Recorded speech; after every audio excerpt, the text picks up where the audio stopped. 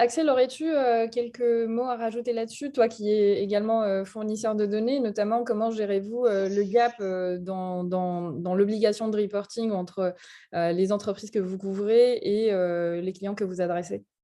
Oui, alors nous, je sais que l'approche, moi je souscris hein, aux différents points qu'a soulevé Grégory.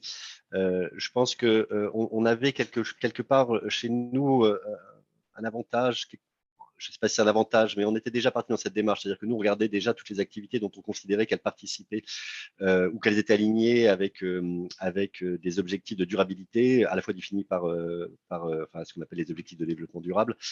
Et donc, on faisait déjà cette évaluation du pourcentage d'activité de revenus de l'entreprise dont on pensait qu'ils étaient alignés avec ces ODD.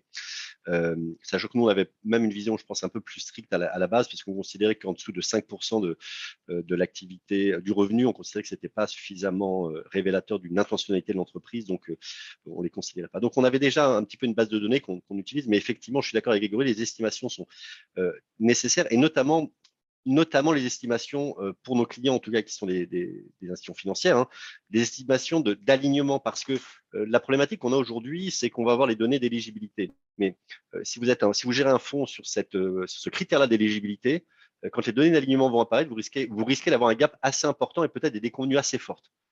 Et ça, quelque part, c'est déjà une problématique en soi, parce qu'on sait très bien que l'éligibilité, c'est la donnée qu'on va avoir le plus tôt, mais c'est pas la donnée finale, c'est pas l'objectif. Donc là, ça pose une problématique. L'autre point qui va être, à mon avis, compliqué, et je pense que François Guillaume, à mon avis, doit être aussi confronté à ça quelque part, c'est la problématique. On n'en a pas parlé encore, mais on a éligibilité, alignement, mais pour passer à alignement, il n'y a pas que les critères techniques. Il y a le critère de do not significant harm, c'est-à-dire que l'activité ne doit pas nuire aux autres objectifs de la taxonomie. Et puis les minimum safeguards, c'est-à-dire s'assurer que l'entreprise génère cette activité dans des cadres qui sont respectueux des normes onusiennes.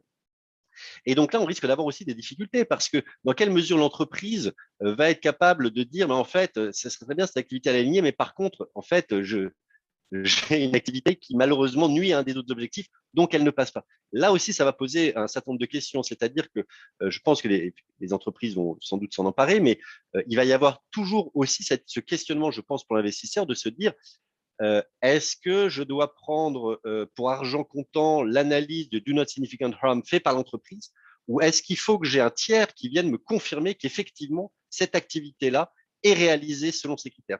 Donc, je pense qu'on a encore effectivement pas mal d'enjeux devant nous, à la fois chez les entreprises, chez les asset managers et aussi chez nous, les fournisseurs de données.